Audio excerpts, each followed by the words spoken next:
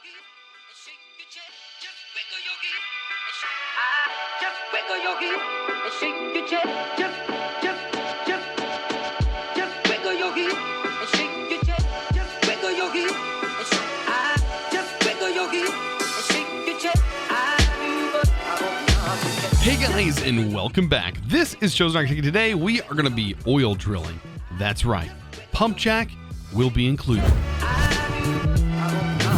So today I have a plan. I want to get myself a little bit of light shed on this situation. So let's go ahead and craft up the illumination wand. The illumination wand is going to be fantastic. As you can see, my island is very bright. Very, very bright and lit up. These other islands that are around us, not so much, which means that a mob farm at our base or anywhere near our base is going to be practically useless. And I don't want to set one up at my base, but I would love to do some blood magic eventually. We still have our blood magic set up over here, but blood magic works really well when you have a mob farm above it. I know that sounds crazy, but it really does. It makes that way easier so you don't have to like do self-sacrifice. So what this can do, this can literally light up by adding those lights to the corners of things, or really to anything. It adds these what are they? They're called the illumination powder, basically.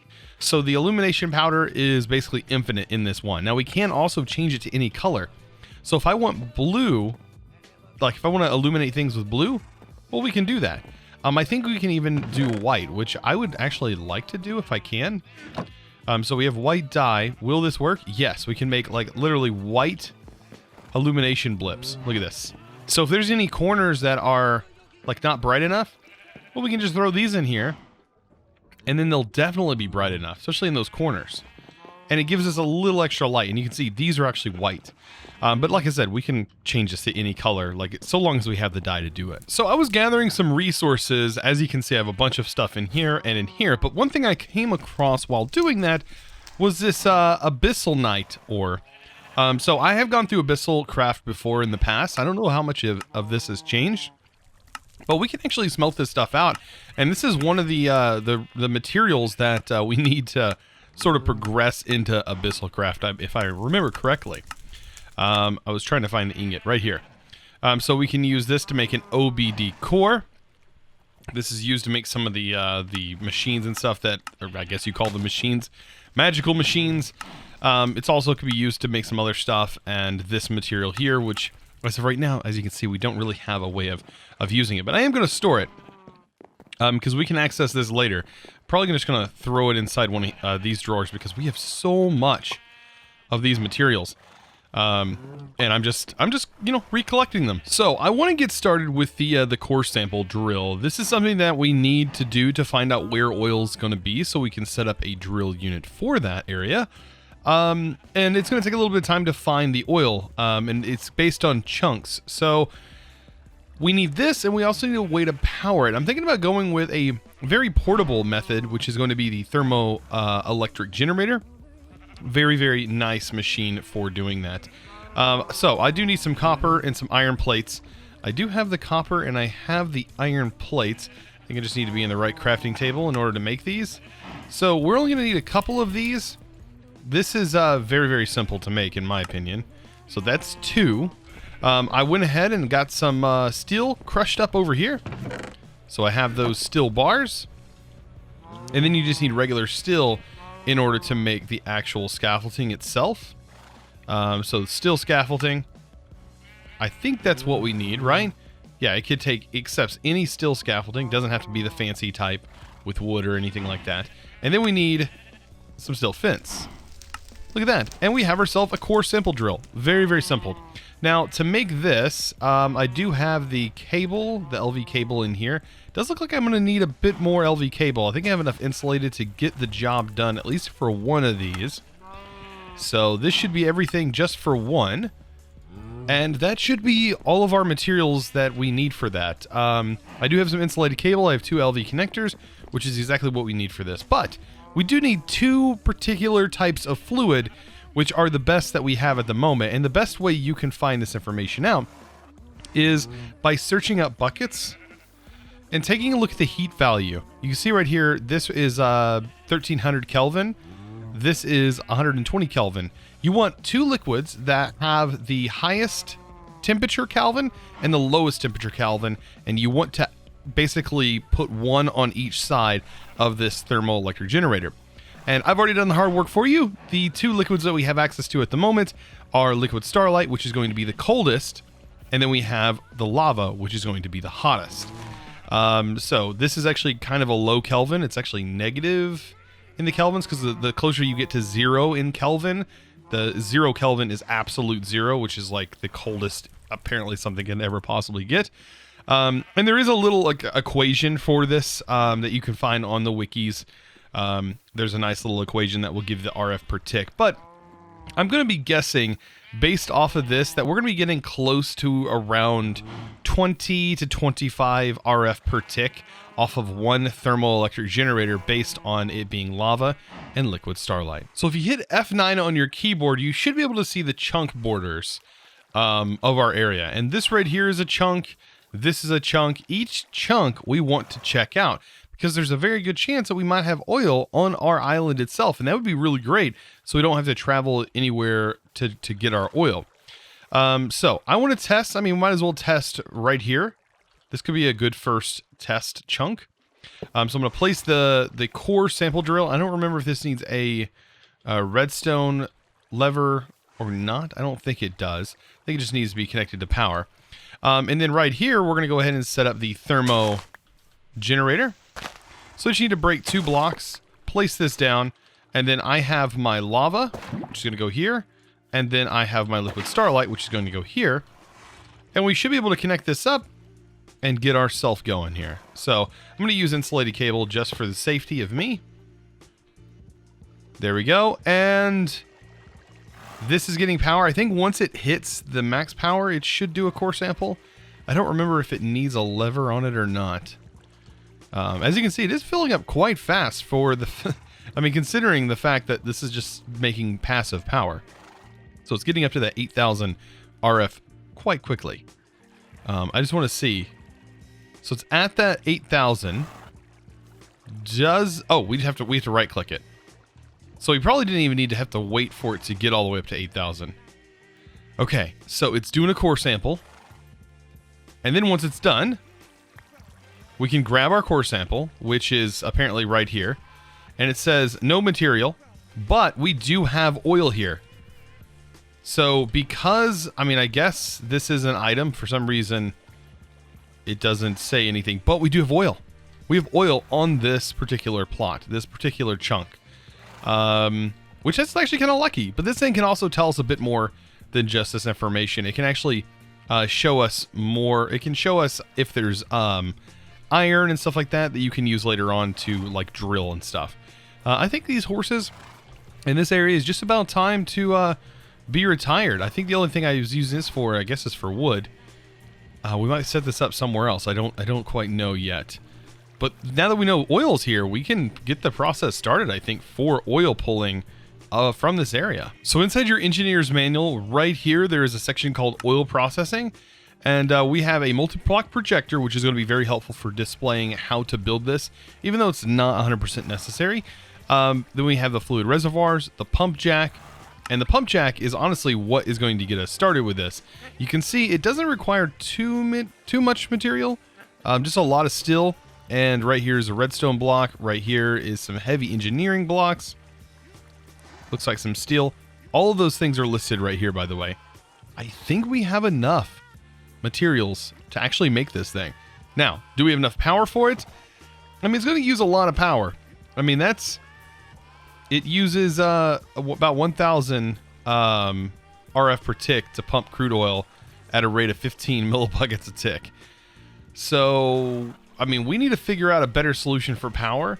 Biodiesel power would be a better option, but like I said, we don't have oil just yet to even be able to utilize it. So, I mean, there's other things we could do. I think biodiesel would require plants, right? But getting us started for that is going to take a little bit of time. And we could go the thermo route. This isn't too expensive to make these. But we're looking at about 25 per. So we would need like a pretty big chunk. These don't generate too much. Now, water wheels, on the other hand, they generate about 88 RF per tick on the maximum ones, and I think this is very close to a maximum one. And so if we had a few of these set up, but these take up a lot of space, then we could get kind of close. But we're still, like, needing better power sources. So what I'm working on right now is I want to get at least some sort of large-scale passive power generation. For that, I'm just going to go ahead and use water wheels. I think they're the easiest to make, whereas the build for them is just a little bit difficult. I think that's where the sort of power gain comes from. But if you know what you're doing, building them is not that difficult. And we do have the resources to do that. So I'm going to build it underneath the platform here. I think this is going to be the perfect place to do that. And yeah, hopefully you guys can follow along as I build all of these. Yeah, we have basically space for 1, 2, 3, 4, and 5. So there's going to be 5 water wheels that are going to be running down here. And I want to try and incorporate it, make it look at least a little bit decent in here. So that way it's not just a giant mess of water wheels. So I have all my kinetic dynamos placed, and you do need to make sure you place these on the kinetic dynamos.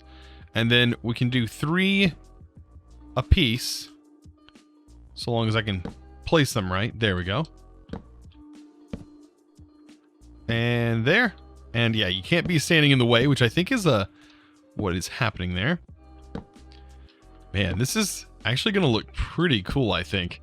Very steampunk on this like floating island. Look at that. That actually looks interesting. Kind of hanging there, and then there's going to be a curtain of water. I think I don't know if I want the water going completely down. I think I want to have the water flowing down this side, and then I want to scoop around the bottom and leave these exposed, but on the other side have the water. And I think that's going to be the best option. And then we'll just have like a little line up here for that water to fall back there. So I now have all of the water wheels up and running. This is looking pretty good. By the way, over here, I think is infinite water, and same as this area. That's kind of where I was getting my water. I placed these corners here as water will spill out if you don't have anything in the corners. But other than that, these aren't bad builds. Now, I do want to go ahead and get power set up, and these might actually kind of be in the way of that particular setup. Unless I run it up here, that actually might do the trick. I might go ahead and connect these up here. That is going to block out at least one of them.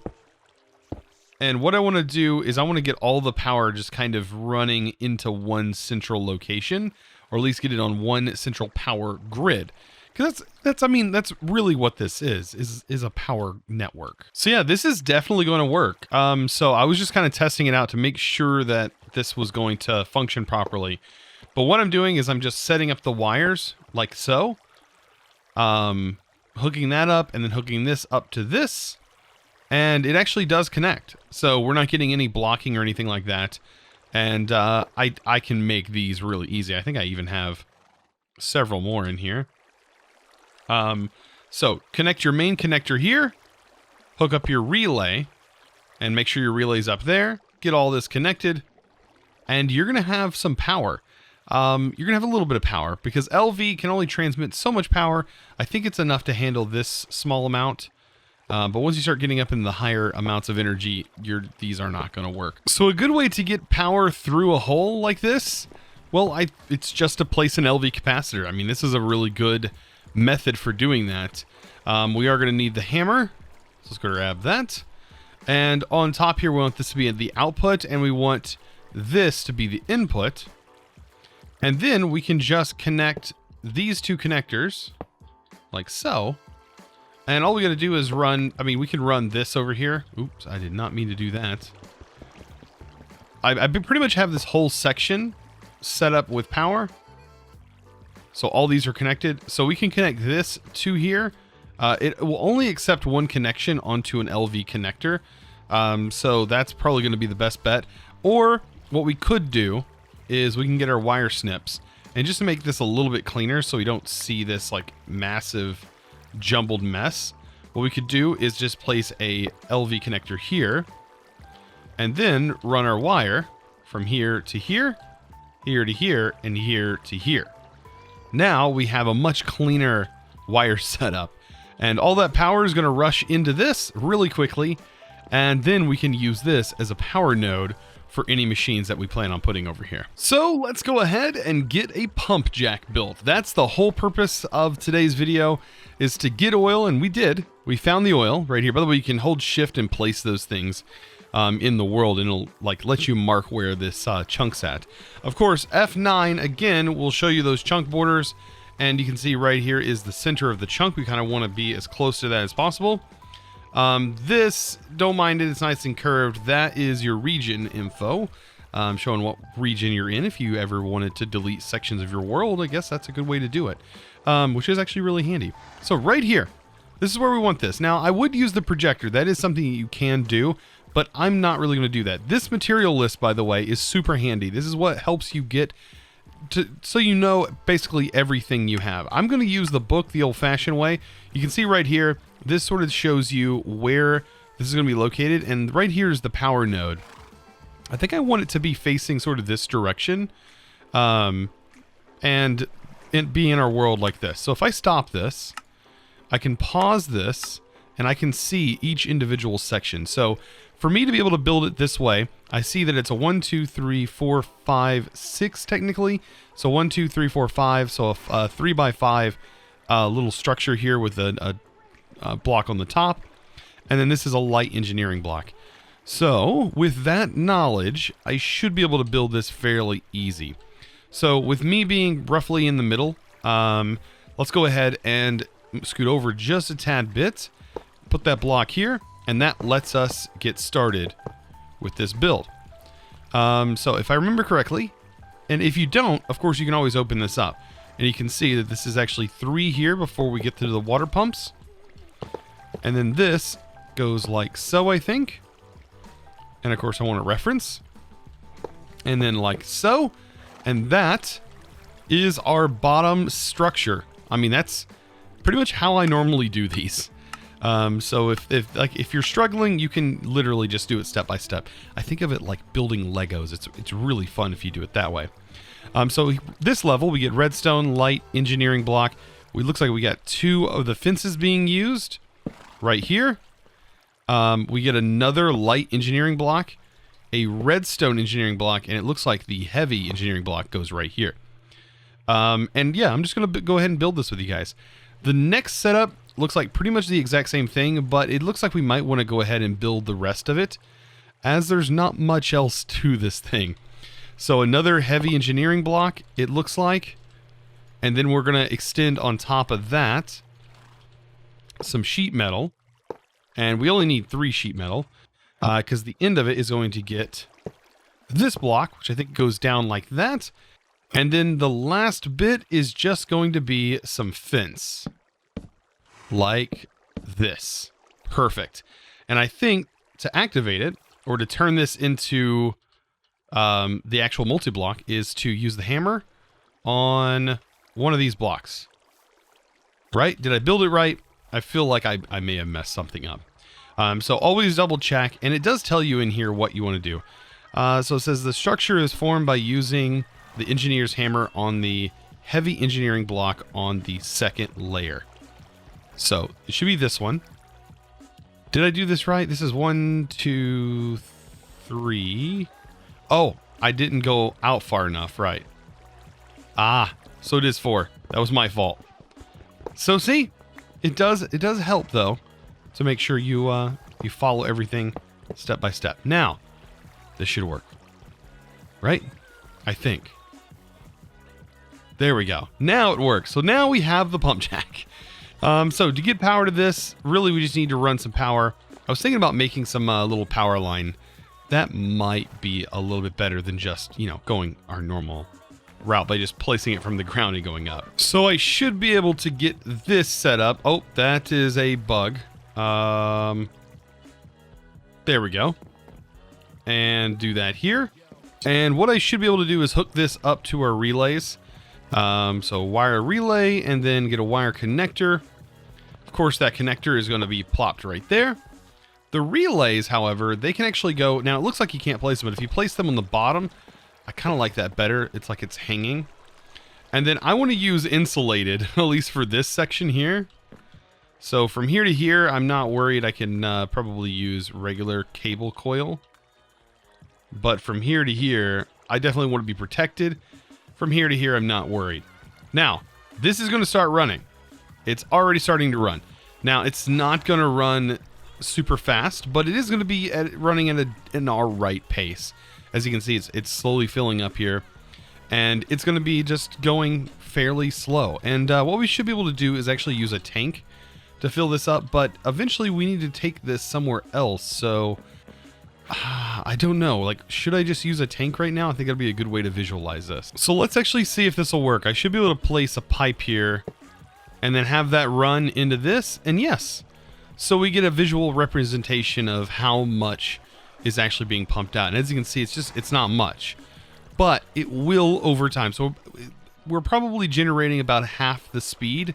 So it's probably generating about 6 millibuckets a tick or 5 millibuckets a tick. So of course it takes 1,000 millibuckets to create one whole bucket. So it will definitely generate, but it's going to take a little bit of time. So I may have been wrong about it taking a little bit of time, because this was less than a minute, it felt like. And we've already generated quite a bit of oil. I think this holds at least 8 buckets worth. So we've already definitely generated a bucket. Now, what to do with this? Well, now that we've gotten oil, we definitely need to send this into a distillation tower. And that is something that we are not going to do just yet, as we don't really have enough time in today's video to do it. So, I think that's going to be about it for today. We at least got oil, which I'm super happy about. So that leaves me with no other choice than to say a huge thanks to one of my Patreons. And the Patreon of the day is going to go to Robert Brown. Thank you so much for going above and beyond and becoming a new Patreon. I do appreciate it. And yeah, so that's going to pretty much wrap up today's video.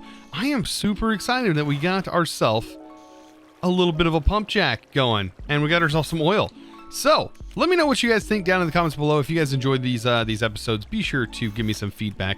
You do try to read as much of the comments as possible, and I try to use that feedback. I've definitely done that over the years, and that's the only way that I can continue to improve my content. So guys, I really appreciate it. Of course, if you did like this video, be sure to give it a huge thumbs up. And also, if you haven't subscribed already, now's a great time to do so. It's super simple. All you gotta do is click that big red button down in the bottom right hand corner and right under the video. It's super simple. And also ring that notification bell. That way you'll get notified when I do publish new videos just like this. So guys, I hope you enjoyed. Of course, I'll see you in the next episode. And as always, thanks for watching.